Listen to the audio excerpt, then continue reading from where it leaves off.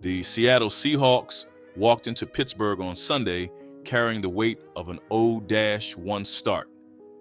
They walked out with their first win of the season, a 31-17 victory that owed as much to hustle and awareness as it did to talent.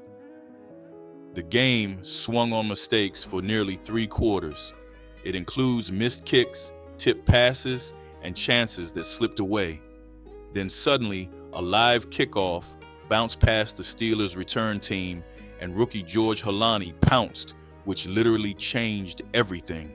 What did Seattle do next to make sure that moment actually turned into a win? Man, I don't even know what to say. Listen, look, we won this game because of what we did in the offseason, man. Okay? We talked about it's not a one-game report card, okay? It's all about getting better. All you guys, you didn't flinch. And this is a good football team we just played, okay? They've gone, 14 games in a row? 14 straight going with the lead at the halftime, they've won. It's 12-1, okay?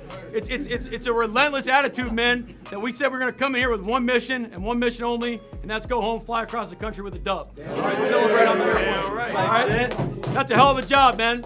That's a freaking hell of a job. You should be proud of yourselves, guys. You should be freaking proud of yourselves. Well, when the Seahawks started their afternoon, they were looking shaky. Sam Darnold threw 2 first-half interceptions, and both gave Pittsburgh short fields inside Seattle territory. The Steelers turned those gifts into 10 points, which included a touchdown to former Seahawk DK Metcalf. Jason Myers then pushed a 36-yard field goal off the upright, which led to another missed chance. Even an interception that bounced off Calvin Austin's hands slipped through Darian Kendrick's grasp, adding to the frustration. Despite all that, the defense was strong, and Seattle trailed only 14-7 at the half. Look, we're just really proud of our football team. After coming off a loss that you're disappointed in how you started the season and just the resolve on our team and coming, all the things. You got to come across the country, 10 a.m. start. This is a great atmosphere to play a football game. It's a tough atmosphere to play a football game. They got great fans. It's a great atmosphere, and so, and the game wasn't pretty early. There's a lot of things that we got to get cleaned up operation-wise. However, after the break, the tone flipped. Darnold regrouped by completing 9 of 13 throws in the second half, including a strike to Jackson Smith and Jigba. Rookie Torrey Horton made his debut count. That said, he caught a 21-yard touchdown on his very first NFL reception. Myers added a booming 54-yarder to give Seattle its first lead. Then the turning point came. The Steelers misplayed a live kickoff in the end zone, and George Holani pounced for an atypical special teams touchdown. That blunder stunned Pittsburgh.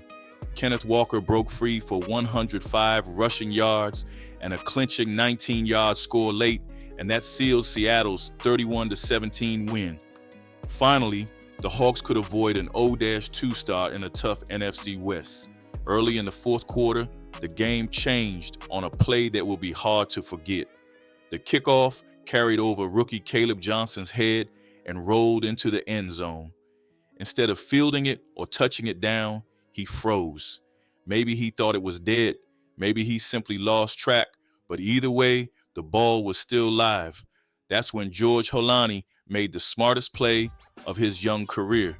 He sprinted through the coverage unit, dove on the ball, and hugged it tight before sliding out of bounds. Touchdown, Seattle.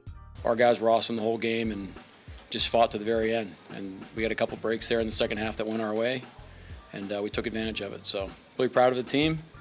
Looking forward to the flight back. But once we get back, we'll be back to work and try to go 1-0 again this week. Mike, what can you say about the job of your defense, shorthanded in the secondary, facing an all-time? Yeah, our coaches deserve a lot of credit. Getting Darian ready to go and D-Bell. It's hard to learn our system in 2 weeks. Afterward, head coach Mike McDonald praised the awareness. Simultaneously, it pointed to special teams coordinator Jay Harbaugh for drilling that exact scenario. Holani himself admitted he was just trying to stay in bounds while recovering it. The score was historic too. The Seahawks hadn't pulled off a kickoff recovery touchdown since 1981. Indeed, it wasn't flashy, but it was definitely a preparation meeting opportunity, and it left Pittsburgh stunned. Seattle's defense walked into Acrisure Stadium without two starters in the secondary, Devin Witherspoon and Nick Emenwari. However, you wouldn't have known it from how they played. In the first half, the unit limited Pittsburgh to just 69 total yards and 6 first downs. The only reason the Steelers had a lead at halftime was because of the short fields created by Sam Darnold's interceptions. That's the same motion as the touchdown pass. Rodgers to his left on the move, corner of the end zone, and it's picked off by Darion Kendrick. You last week comes up with a huge interception. Freiermuth and Austin couldn't hold it. Kendrick does. Seattle ball. When Pittsburgh did manage a big play, like Jaylen Warren's 65-yard catch and run, the defense still found a way to recover. Cornerback Rick Woolen chased Warren down from behind at the 5-yard line, only to prevent an obvious touchdown. 3 snaps later, Aaron Rodgers' pass slipped through Calvin Austin's hands and into the arms of Darion Kendrick in the end zone, and according to analysts, it was a game-saving turnover. Now, talking about Seattle's front, it was no way quiet.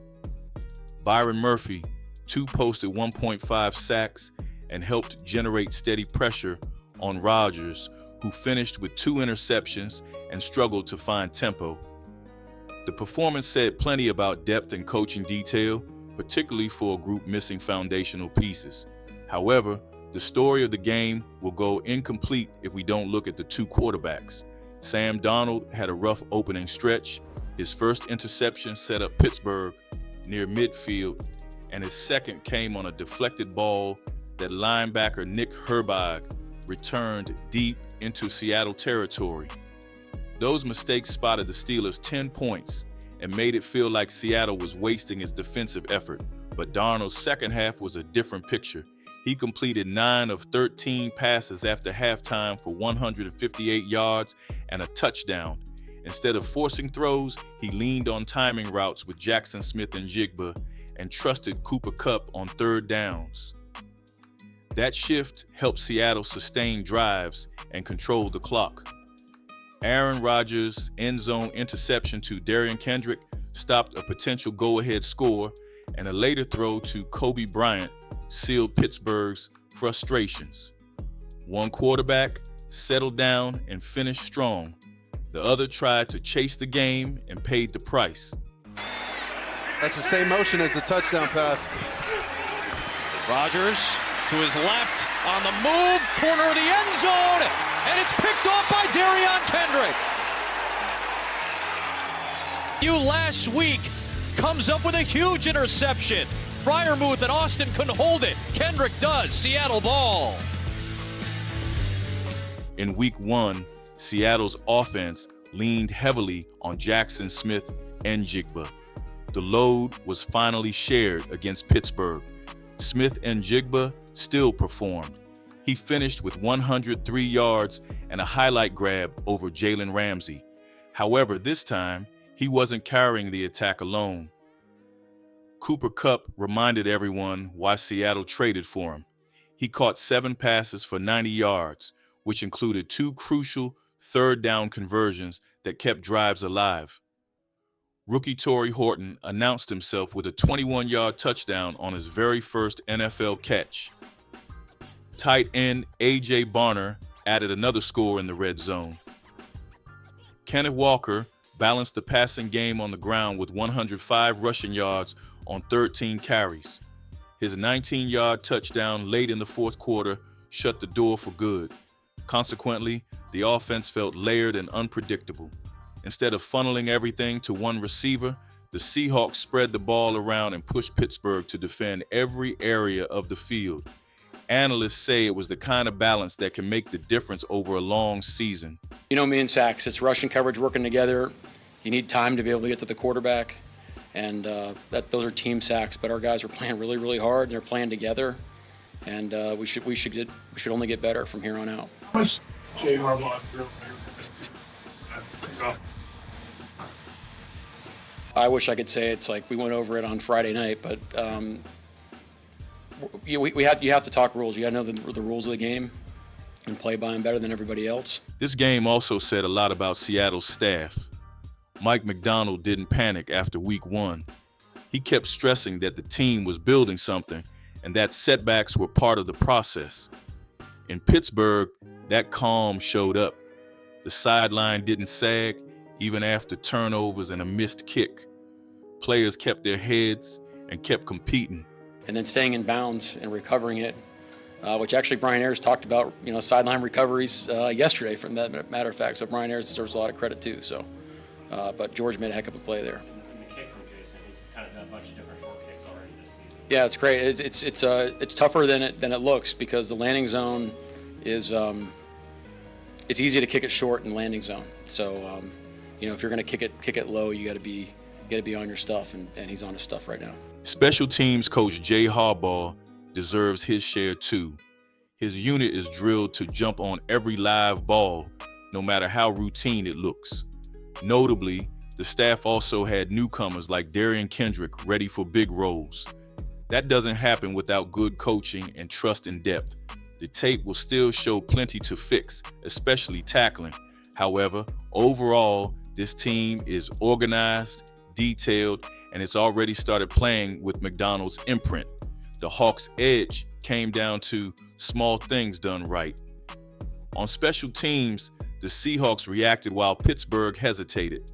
The return unit froze. Seattle didn't, and that mistake cost a touchdown. The pass rush did the rest of the damage. Byron Murphy made plays, but the pressure came from the line as a whole. Insiders say that tackling still needs work. Jaylen Warren's 65-yard run exposed holes in pursuit angles and form. Rick Woolen's chase saved a touchdown, but the tape will show the kinds of misses coaches insist on fixing. Offensively, the Seahawks mix things up. Sometimes when you in the red zone and you get to a certain point and you end up with a field goal, is it harder to motivate, especially some of the younger players, when you get over to the sidelines and just tell them to keep on pushing? No, not at all. No, I mean, I look at myself first, and if we have a field goal, I probably wasn't effective enough in a situation. But, I feel like we had a good, good couple drive. Defense was playing good in the first half, and we just came out and just couldn't do a whole lot in the third quarter. Smith and Jigba led the way, but Kupp's third down catches and Walker's running created balance. Torrey Horton's early touchdown helped too. That variety made Pittsburgh defend more than one threat. Small details turned into a big difference, and that mattered in this game. Can those carry Seattle through a long season? We'll get into what this win actually means next. So this wasn't just a single win in September for Seattle. Falling to 0-2 in the NFC West would have been dangerous, especially with the 49ers, Rams, and Cardinals all picking up victories on the same weekend.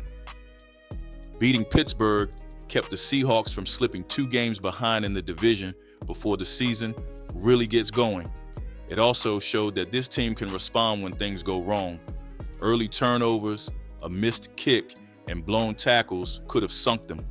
Instead, they turned the second half into a showcase of discipline and depth. That's the response a new head coach reportedly wants to see. The lesson is harsh for Pittsburgh, though. A single lapse on special teams flipped momentum, and the offense never found consistency. Rodgers threw 2 interceptions, Metcalf was limited, and outside of Jaylen Warren's big run, there wasn't much production. Seattle left Acrisure Stadium 1-1 with confidence restored. The Steelers left with questions about awareness, execution, and where their offense goes from here. Some players needed this game as much as the team did. For example, Rick Woolen had a rough opener and was questioned all week. His chase on Jaylen Warren didn't show up as a stat, but it stopped a touchdown and gave his defense a chance to hold. Darian Kendrick was signed late in camp. He ended up starting in Pittsburgh and grabbed an interception in the end zone. That's a good return for someone still learning the system. On the other hand, Torrey Horton made the most of his first NFL catch, a 21-yard touchdown. Likewise, Kenneth Walker ran hard all night and put the game away with his 19-yard score in the fourth quarter. These are small steps, but they matter. Seattle left with more than just a win on the record. Seattle's win in Pittsburgh talked about a team that can learn, adjust, and finish. From a heads-up special teams play to a defense that held firm without starters, the Seahawks walked away with a result that felt earned. What did you think was the actual turning point? Holani's recovery, Woolen's chase down, or Donald's second-half rebound? Drop your thoughts in the comments and make sure to subscribe if you haven't already.